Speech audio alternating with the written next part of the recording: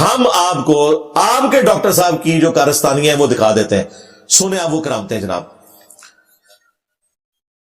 کرامت نمبر 1، غوث پاک کا دھوبی. ہاں جی، کس نے بیان کیا ہے؟ یہ ڈاکٹر طیب القادری نے.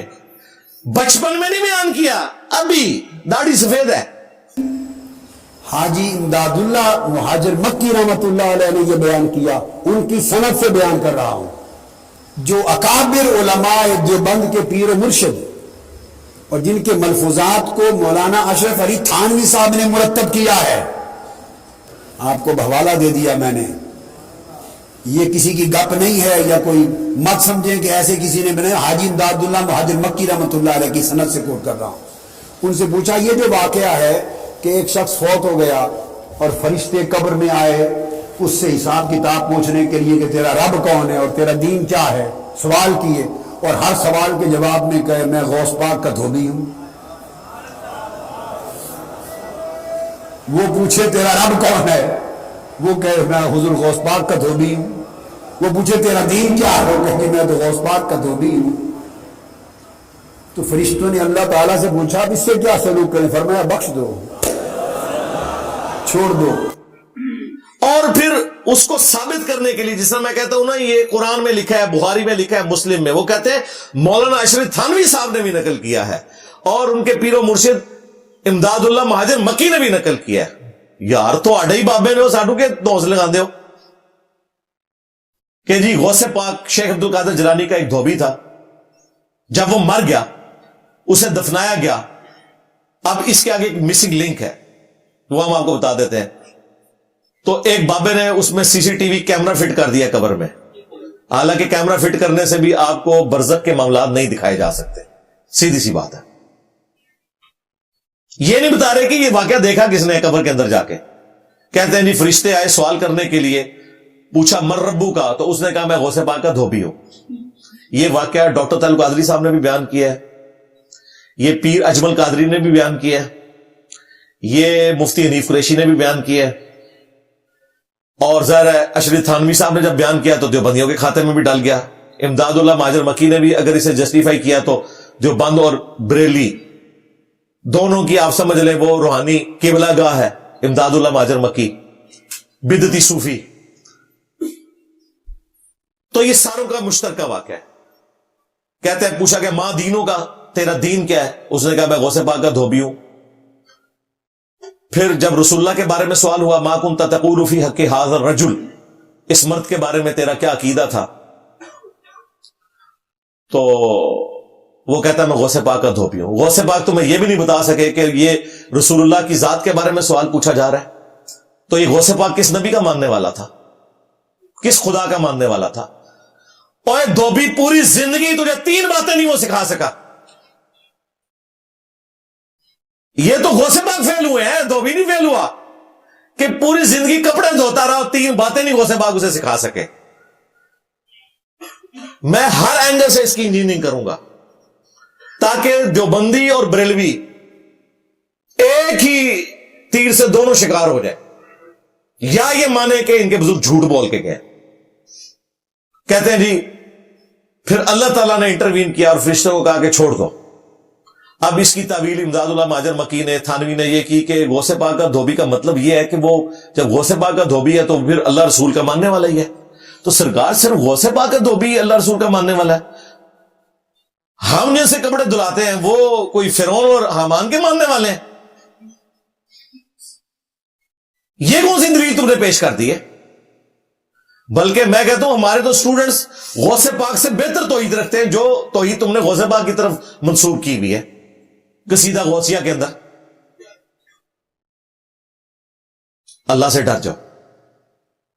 ہم آپ کو بتاتے ہیں صحیح بخاری میں، سنن نبی داؤد میں حدیث موجود ہے، قبر کے 4 سوال. ان مولویوں نے آپ کو 3 سوال بتایا تھے، چوتھا میں نے دریافت کیا. اب ان کو ہاتھ پاؤں پڑے ہوئے، کہتے ہیں انجینئر صاحب جو ہے وہ ایویں مذاق اڑا رہے ہیں، ہم بھی مانتے ہیں، لیکن کبھی بیان نہیں چوتھا سوال انہوں نے کیا. چوتھا سوال ان کی موت تھا. صحیح بخاری میں اور سنن نبی داؤد میں موجود ہے. نبی صلی اللہ علیہ وآلہ وسلم نے فرمایا کہ جب اہل ایمان میں سے کسی کو قبر میں رکھا جاتا ہے تو اسے آزمایا جاتا ہے. اس سے سوال پوچھا جاتا ہے مر ربو کا، تیرا رب کون ہے؟ وہ کہتا ہے ربی اللہ، میرا رب اللہ ہے۔ پوچھا جاتا ہے دین، وہ کہتا ہے اسلام ہے۔ پھر پوچھا جاتا ہے اس مرد کے بارے میں تیرا کیا عقیدہ ہے؟ جامع ترمذی میں ہے من نبیو کا، تیرا نبی کون ہے؟ دونوں طرح الفاظ آئے۔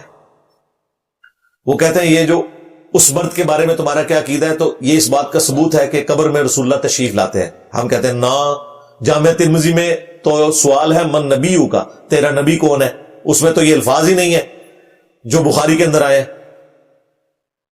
پھر مسند احمد میں موجود ہے جو ان کے وسوسے کا علاج ہے۔ مفتی احمد یار خان نعیمی نے جال حق میں لکھا کہ اگر قبر میں رسول اللہ نہیں آتے تو اس مردے کا کام ہے کہ وہ فرشتوں سے کہے کہ کس مرد کے بارے میں پوچھ رہے ہو۔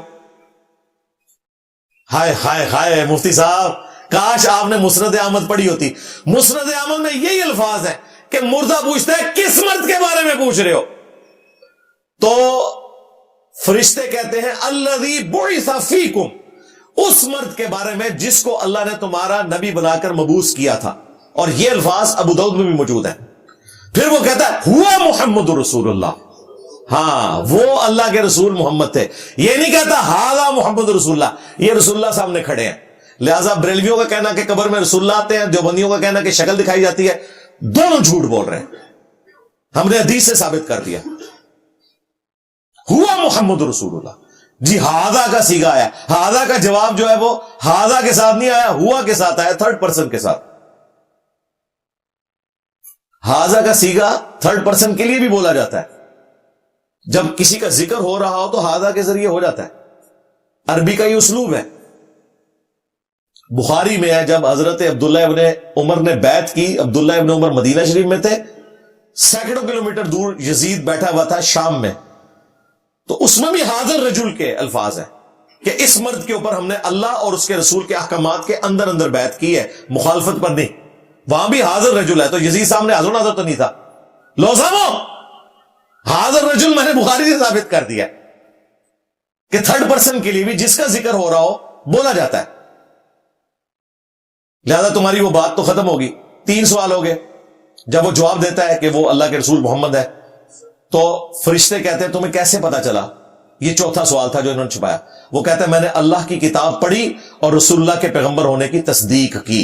ہاں تو اسی طرح کہتے ہو قرآن حدیث ڈائریکٹ پڑھو گے تو گمراہ ہو جاؤ گے، اور جو مومنین ہیں وہ اسی قرآن کی وجہ سے کہہ رہے ہوں گے ہم نے قرآن پڑھا اور رسول اللہ کے سچے ہونے کی تصدیق کی۔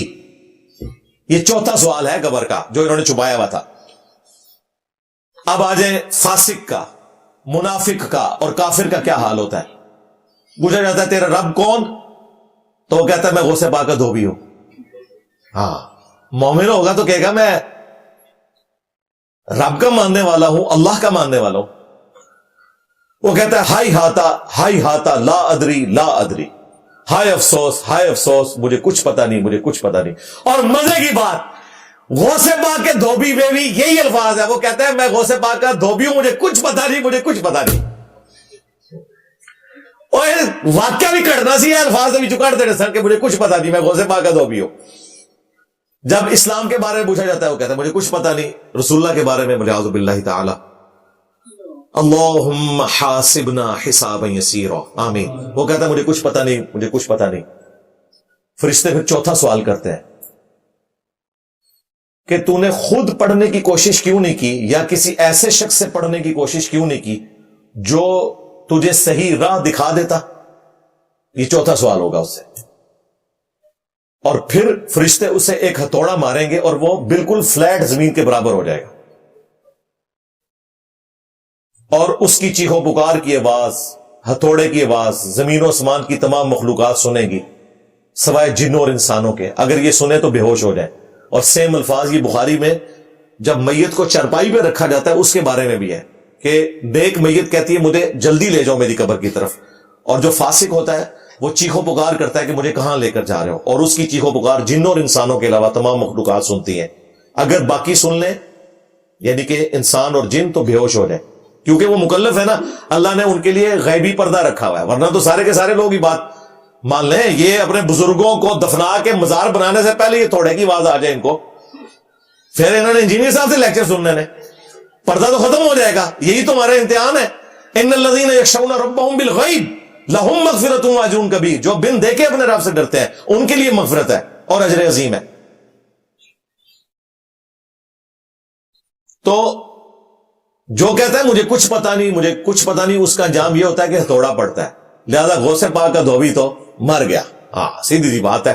جب اس نے کہا ہوگا مجھے کچھ پتا نہیں, مجھے کچھ پتا نہیں, اللہ کے بندوں فرشتے جو ہیں وہ کوئی انسانوں کی طرح نہیں ہے کہ وہ کوئی اجتہاد کرنا شروع کر دیتے ہیں اللہ کے حکم کے اندر, اس اعتبار سے جو بالکل واضح حکم ہے. جہاں کوئی ان کو کلیریفیکیشن کا معاملہ ہو وہ ایک الگ بات. یہ تو واضح حکم ہے. یا تو انہوں نے اس کے جوابات کو قبول کرنا ہے اور اینڈ پہ چوتھا سوال پوچھنا ہے تجھے کیسے پتا چلا, اور وہ کہتا ہے میں نے قرآن پڑھ کے تصدیق کی, اور یا پھر انہوں نے اسے تھوڑا مارنا ہے. جس نے یہ کہنا ہے کہ مجھے کچھ پتا نہیں, جب اس نے یہ کہا نا میں غوث پاک کا دھوبی ہوں سرکار, پھر فرشتوں نے اس کے ساتھ وہی کرنا ہے جس کا وہ حقدار ہے. دادا دھوبی تو مر گیا. ہاں وہ بغدادی نہیں کہتا چھڑ دو بچ غوث پاک پہ گیا. ہاں اللہ جو بندہ, اور چھڑ دو بچ انجینئر پہ گیا جائے میں بھی سا ہے ہی کوئی نہیں, تیرے بابے تھے شاہ ہی کوئی نہیں, پہ گیا جائے تھوڑے بابے نو پہ گیا, پہ نہیں گیا کھا گیا تھوڑے بابے نو کھا گیا. الحمدللہ. تو یہ جناب ان کے اس دھوبی کی اوقات. بخاری مسلم میں حدیث ہے, اے میری بیٹی فاطمہ میرے مال سے جو لینا ہے لے لے, ہاں اگر اللہ کے حضور پکڑی گئی میں تیرے کچھ کام نہیں آؤں گا. حالانکہ بخاری مسلم میں لکھا ہے کہ فاطمہ جنتی عورتوں کی سردار ہیں. ہمیں سمجھایا جا رہا تھا کہ یہ نسبتیں نہ بنا کے بیٹھ جانا اس اعتبار سے کہ اعمال کو چھوڑ دو. ہاں اگر اعمال ہوں گے پھر نسبت فائدہ دے گی. سیدہ فاطمہ کو نسبت نے فائدہ دیا ہے, اعمال بھی ہیں, لیکن صرف نسبت وہ صحیح مسلم میں حدیث ہے جس کو اس کے عمل نے پیچھے چھوڑ دیا اس کی نسبت اسے آگے نہیں لے کے جا سکتی. ہاں یہ ذہن میں رکھیے گا. نبی اسلام فرما گئے ہیں اس کا نسب اسے آگے نہیں کر سکتا جس کو اس کے عمل نے پیچھے چھوڑ دیا. اس کی واضح مثال حضرت نوح علیہ السلام کا بیٹا. اللہ نے کہا یہ تیرا اہل البیت ہی نہیں رہا کیونکہ اس کے عمل دوسرے والے ہیں,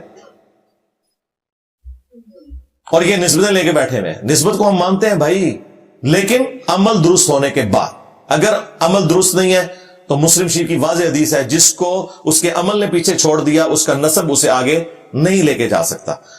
اب مجھے بتائیں غوث پاک کا دھوبی یہ واقعہ کسی حدیث میں کسی آیت میں فٹ ہوتا ہے؟ وَلَا تَزِرُ وَازِرَةٌ وِزْرَ أُخْرَى. کوئی جان جو بوجھ اٹھانے والی ہے دوسرے کا بوجھ نہیں اٹھائے گی. یہ کہہ رہے ہیں غوث پاک کا دھوبی.